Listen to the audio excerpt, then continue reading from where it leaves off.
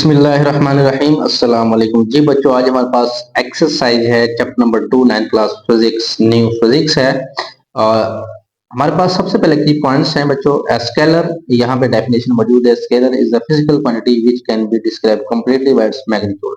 Definition पीछे भी पड़ी है, कुछ डेफिनेशन आप यहाँ से भी कर सकते हो। तो ये डेफिनेशन आप देख लीजिएगा कि हमारे पास स्केलर की यहाँ पे डेफिनेशन है, वेक्टर की डेफिनेशन है, कंसेप्ट पीछे क्लियर हो चुके हैं। और यहाँ पे आप स्केलर की डेफिनेशन कर सकते हो बेटा जी। और ये स्केलर है, और उसके बाद यहाँ पे जो हमारे पास है नीचे वाला क्या है, ये वेक्टर की डेफिनेशन है। ठीक है जी, स्केलर और वेक्टर है। और ये हमारे पास क्या है, हेड टू टेल रोल जो है उसकी ये डेफिनेशन है। उसके बाद यहाँ पे पोजीशन है, ये मेरे ख्याल से पोजीशन हमने नहीं पढ़ा।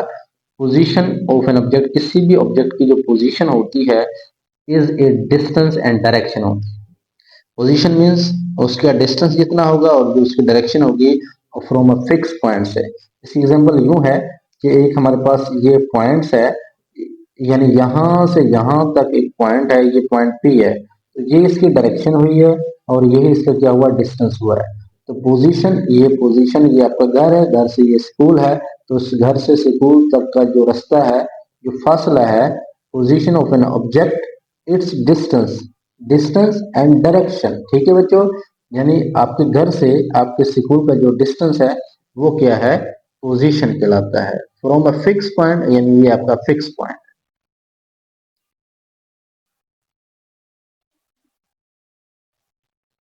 उसके बाद हमारे पास यहाँ पे डिस्प्लेसमेंट वो भी पड़ा हुआ है कि shorter distance between the initial and final position of the body, वो डिस्प्लेसमेंट होता है। डिस्टेंस स्पीड की डेफिनेशन है, वेलोसिटी की डेफिनेशन है, ये आप चेक कर सकते हैं। और यूनिफॉर्म और नॉन यूनिफॉर्म वेलोसिटी है, आप यहाँ से बच्चों कर सकते हैं, पीछे भी हमने पढ़ी है, वहाँ भी फार्मूलाज स्केलर वेक्टर के हिसाब से पढ़ी हैं। अब यहाँ पे एक है डिस्टेंस टाइम ग्राफ, अगर पीछे आपने जो पढ़ी है डेफिनेशन है वो आपको कोई डिफिकल्ट है, कंफ्यूजन है, आप यहाँ से कर लें। Graph that show the relation between the distance and time taken by moving a body, वहां भी पढ़ा है। और ये स्पीड टाइम ग्राफ का है। ठीक है, तो ये की पॉइंट से भी आप कुछ न कुछ डेफिनेशन को इजीली आप कर सकते हो, क्योंकि ये आसान होती हैं। और ये डेफिनेशन यहाँ से भी आप कर सकते हो, अगर वहां से आपको कोई डेफिनेशन नहीं मिलती आप यहाँ से लाजमी कीजिए। चले हम स्टार्ट करते हैं एक्सरसाइज। ये बच्चों फर्स्ट एमसीक्यू है हमारे पास, कहता है numerical ratio of displacement to the distance is always less than 1, always equal to 1, always greater than 1, equal to और लेस देन 1। अब बता सकते हैं कौन सी है numerical ratio of displacement to distance. अब बच्चों डिस्प्लेसमेंट टू डिस्टेंस, यानी ये डिस्प्लेसमेंट हम ये कर लेते हैं कि ये हमारे पास क्या है, डिस्प्लेसमेंट है, और ये हमारे पास क्या है, डिस्टेंस है। अब रेशियो उसने पूछी है, वो हमेशा कैसी रहती है। अब देखेंगे डिस्प्लेसमेंट तो वो होता है ना, शॉर्टेस्ट डिस्टेंस। फॉर एग्जांपल यहाँ से आप यहाँ तक सफर करना है, और एक आप इधर से इधर तक जा रहे हैं। ठीक है, तो आप यहाँ से डायरेक्ट तो जा सकते हो ना, और इधर से भी जा सकते हो। इट्स मीन ये जो डायरेक्ट जाना है ये क्या है, डिस्प्लेसमेंट है, और यहाँ से जाना है ये क्या, डिस्टेंस। लेकिन ये भी डिस्टेंस हो सकता है, बिल्कुल हो सकता है। डिस्प्लेसमेंट और डिस्टेंस एक जैसे हो सकते हैं, इक्वल हो सकते हैं, लेकिन डिस्प्लेसमेंट शॉर्टेस्ट हो सकता है, कम हो सकता है, लेकिन डिस्टेंस कम नहीं हो सकता। ठीक है, डिस्टेंस डिस्प्लेसमेंट के इक्वल हमेशा है, लेकिन अगर यहां से हम जाएं तो डिस्टेंस तो ये हो गया ना, फिर डिस्प्लेसमेंट तो ये हो गया। इट्स मीन ये हुआ कि डिस्प्लेसमेंट छोटा है, डिस्टेंस बड़ा है, और ये दोनों आपस में इक्वल भी हैं। तो इक्वल और लेस देन 1। ठीक है जी, यानी 1 से लेस है, क्योंकि जब ये इक्वल होंगे तो इसको काटेंगे तो 1 आएगा ना। तो जब ये लेस होगा, डिस्प्लेसमेंट लेस होगा, तो डिस्टेंस ज्यादा होगा। फॉर एग्जांपल ऊपर वाला 2 किलोमीटर है, नीचे वाला 3 किलोमीटर है, तो हमेशा 1 से लेस है। ऊपर वाला अगर 4 है तो नीचे वाला 5 होगा, ऊपर वाला 6 है तो नीचे वाला 6 होगा। तो इक्वल होगा तो 1 आ जाएगा, अब इक्वल नहीं होगा तो नीचे वाला हमेशा बड़ा ही होना, ये माइंड में रखना। ओके हो गया, इक्वल और less than 1। Next 2.2, if a body does not change its position with respect to some fixed point, then it will be a state of rest motion। जब बॉडी में कोई चेंजिंग नहीं आती तो हमेशा वो रेस्ट में होती है, ये आपने माइंड में रखना है। 2.3 की अगर हम बात करते हैं, ये हमारे पास एक न्यूमेरिकल है बच्चों, एक बाल is drop from the top of the tower, एक ऊपर से हमने बाल को जब ड्रॉप किया है तो उसकी जो इनिशियल वेलोसिटी है वो क्या है, जीरो है। जब ऊपर से हम ड्रॉप करते हैं, अभी एग्जांपल हमने की है, इनिशियल वेलोसिटी बच्चों उसकी क्या है, जीरो है। Distance cover by it's in first second, time उसका क्या है, 1 है। और इसका मतलब ग्रेविटी जो है वो तो 10 है। बच्चों देखें, एस वी आई हम जीरो रखते हैं तो जीरो जब टाइम के साथ मल्टीप्लाई होता है तो जीरो ही हो जाता है, ये तो हो गया जीरो। 1/2 जी जो है वो 10 है, टाइम जो है 1 है, 1 का स्क्वायर 1 है तो जी 10 है, 10/2 इट्स मीन क्या आया, 5। Okay, next 2.4, a body accelerate from rest to a velocity, rest to a velocity it's mean ये हुआ कि जो उसकी इनिशियल वेलोसिटी है वो क्या है बच्चों, जीरो है। जब उसने कह दिया ना रेस्ट टू वेलोसिटी, तो इनिशियल वेलोसिटी क्या है, हमेशा जीरो है। और ये final velocity 144 kilometre per hour. जब 144 किलोमीटर पर आवर को मीटर फी सेकंड में कन्वर्ट किया जाता है तो ये चीज तो आपको पता होगी, मैं यहाँ मेंशन कर देता हूँ। 144 मल्टीप्लाई बाय 1000 ओवर 3600, यानी किलोमीटर में को मीटर में चेंज करेंगे 1000 से मल्टीप्लाई, और पर है यानी नीचे है, आवर है घंटे हैं, उससे सेकंड में जाएंगे तो 3600 से डिवाइड करेंगे। ओके हो गया। तो जब ये जीरो जीरो से कैंसिल हुए हैं तो ये इससे कैंसिल होने के बाद हमारे पास जो है 40 आंसर आता है। वी एफ कितना आ जाएगा, 40 मीटर फी सेकंड। टाइम जो है वो 20 सेकंड है। द डिस्टेंस कवर, अब डिस्टेंस हमने निकालना है बच्चों, एस निकालना है। एस हम यहाँ से निकालेंगे थर्ड इक्वेशन ऑफ मोशन से, बिकॉज हमारे पास एक्सलेशन यहाँ पे नहीं है, एक्सलेशन नहीं है, हमने एस निकालना है। एक्सलेशन निकालने के लिए हमने फर्स्ट इक्वेशन ऑफ मोशन का यूज करना है, V F equal to V I plus A T. अब वी आई हमारे पास इनिशियल वेलोसिटी क्या है, जीरो है, ए है, टी जो है वो कितना है, 20 है, टी जो है 20 सेकंड है। तो बेटा जी ये 40 वी एफ की वैल्यू है, तो 20 जब ए के साथ मल्टीप्लाई हो रहा है तो इधर जाके डिवाइड होगा, ए की वैल्यू कितनी आ जाएगी, 2 आ जाएगी। कितनी आ जाएगी, 2। तो जब ए की वैल्यू 2 है तो अब हम ये फार्मूला यूज करेंगे, ए की वैल्यू यहाँ पर 2 यूज करते हैं और एस हमने निकालना है, 2 2 कितने हो जाएंगे, 4। और यहाँ वी आई हमारा जीरो है और वी एफ हमारा क्या है, 40 है। 40 का स्क्वायर हो जाएगा हमारे पास 1600। 1600 को जब हम फोर, यहाँ पे जो फोर होगा उसको बेटा जी डिवाइड करोगे, हमेशा 400 ही है। समझा गई है कैसे जी।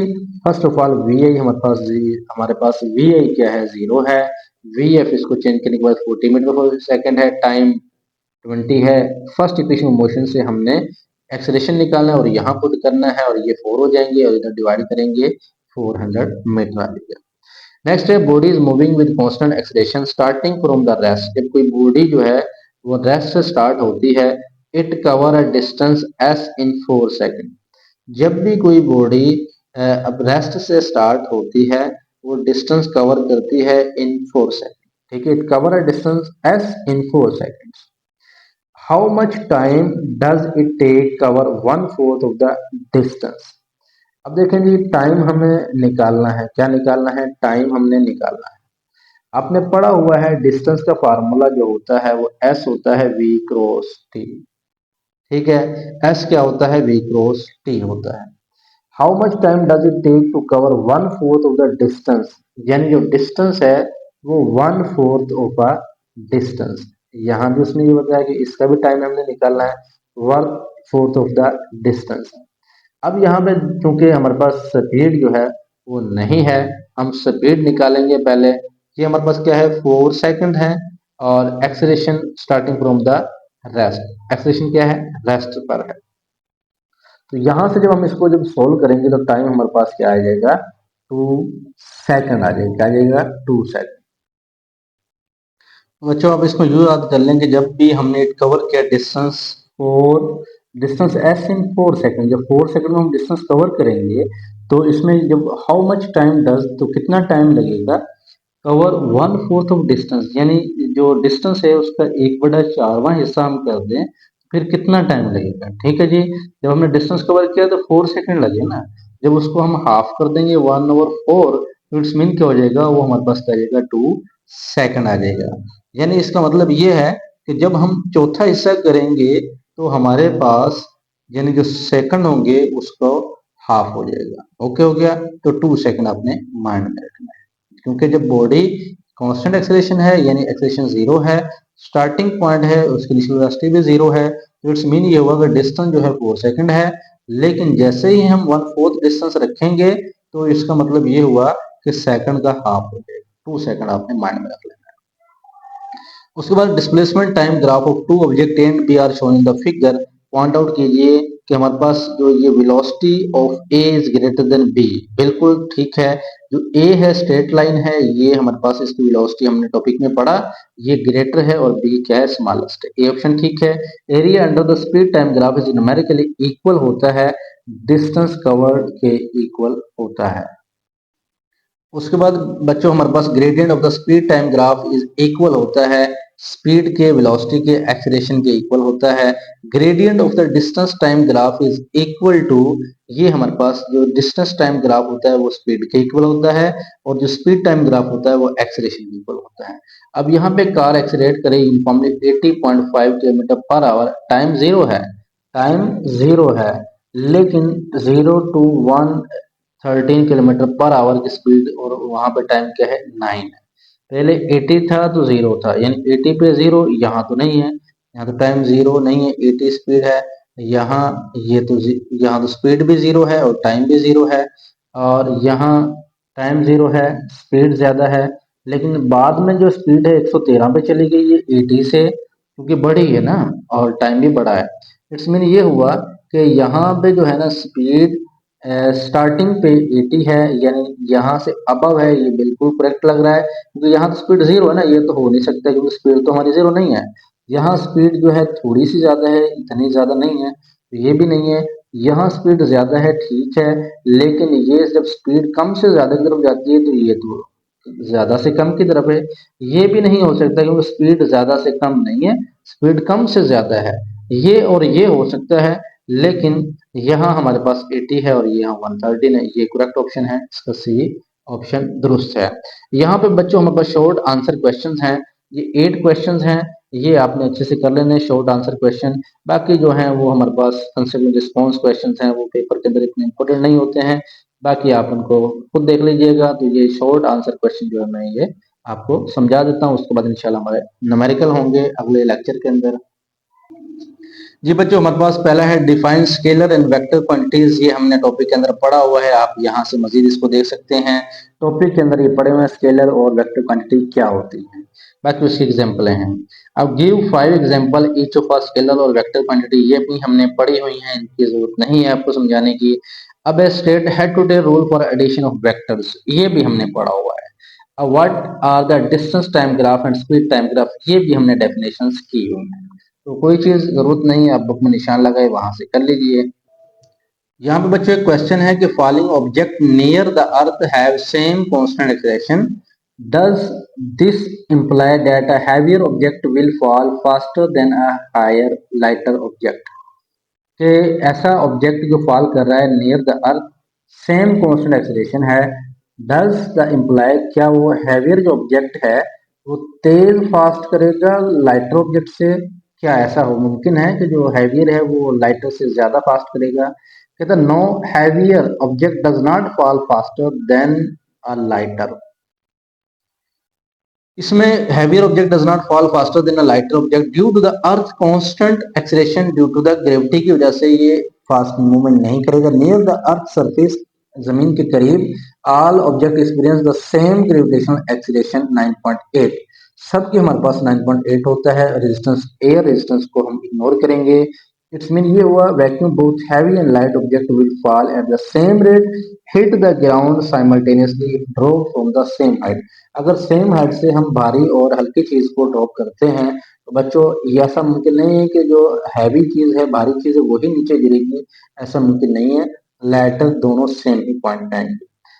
2.6 है vector quantities are sometimes written in scalar notation, not bold face, how is the direction indicated, तो उसके डायरेक्शन कैसे हम इंडिकेट करें। कुछ ऐसी क्वांटिटीज होती हैं कि वो बोल्ड नहीं की होती, वो स्केलर की तरह नजर आती है।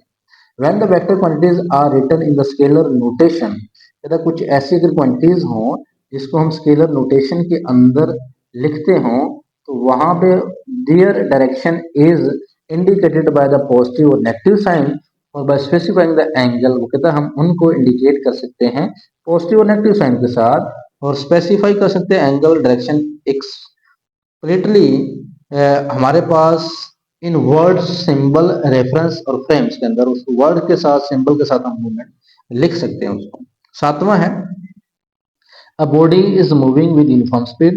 Will its velocity be uniform? कहता है अगर बॉडी एक यूनिफॉर्म स्पीड के साथ हरकत कर रही है उसकी वेलोसिटी यूनिफॉर्म होगी। Give the reason.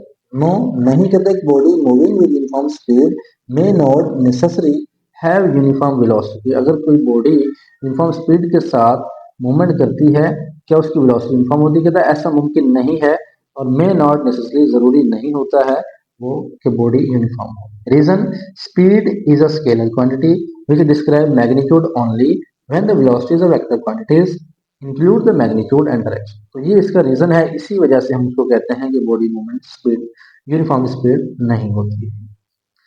2.8 कहता है कि is it possible for a body to have acceleration when moving with constant velocity and constant speed. जब स्पीड और वेलोसिटी कांस्टेंट हो तो किसी भी बॉडी की एक्सीलरेशन क्या ऐसा पॉसिबल है वो एक्सीलरेशन में हो व्हेन मूविंग कर रही हो? No, a body moving with constant velocity can not have acceleration. अगर कोई बॉडी कांस्टेंट वेलोसिटी के साथ हरकत कर रही हो तो वो एक्सीलरेशन नहीं हो सकता। Acceleration is the rate of change of velocity. If the velocity is constant, both magnitude and direction, there is no change in velocity.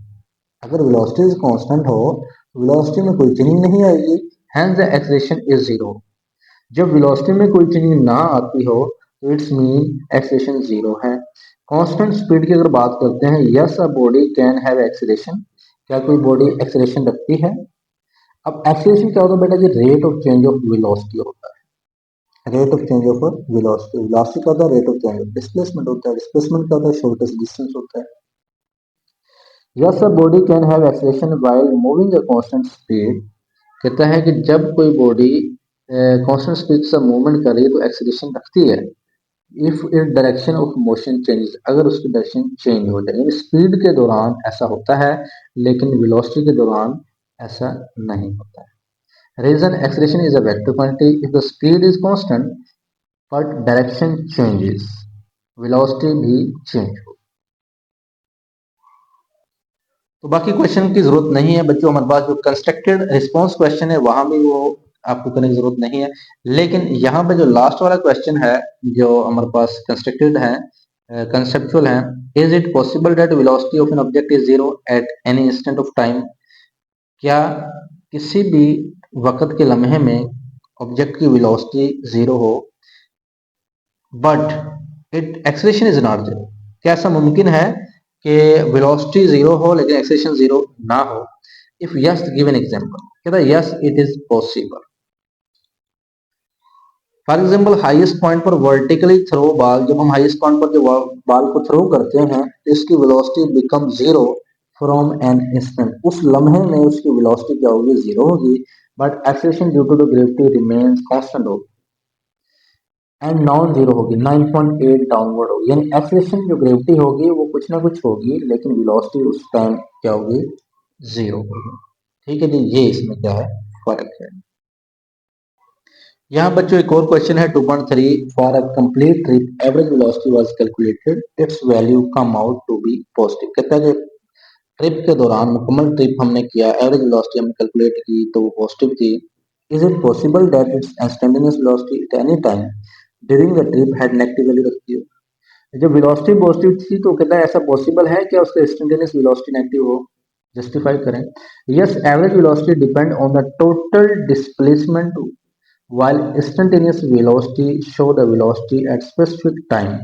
यानी एवरेज वेलोसिटी ऐसा मुमकिन है, एवरेज वेलोसिटी डिपेंड कर रही होती है टोटल डिस्प्लेसमेंट पर, जबकि इंस्टेंटेनियस वेलोसिटी वो स्पेसिफाई करती है स्पेसिफिक टाइम को। तो an object briefly move backward negative velocity but still have positive average velocity if it move forward। मतलब अगर वो फॉरवर्ड ओवरऑल फॉरवर्ड मूव करती है तो उसकी जो वेलोसिटी है वो पॉजिटिव होगी। अगर वो बैकवर्ड मूवमेंट करती है तो हमेशा क्या होगी? नेगेटिव। तो ये भी आपने माइंड में रखना है। तो बच्चों ये हमारे कुछ टॉपिक्स थे, ये आपको एक्सरसाइज हमने एमसीक्यूज की पॉइंट्स और साथ साथ शॉर्ट क्वेश्चन जो आपको करने हैं यही करने वाले हैं, बाकी करने की जरूरत नहीं है। तो बाकी इंशाल्लाह हम नेक्स्ट वीडियो में मिलते हैं जिसमें हमारे न्यूमेरिकल्स होंगे। तब तक के लिए हमें दुआ में याद रखिएगा। अल्लाह हाफिज।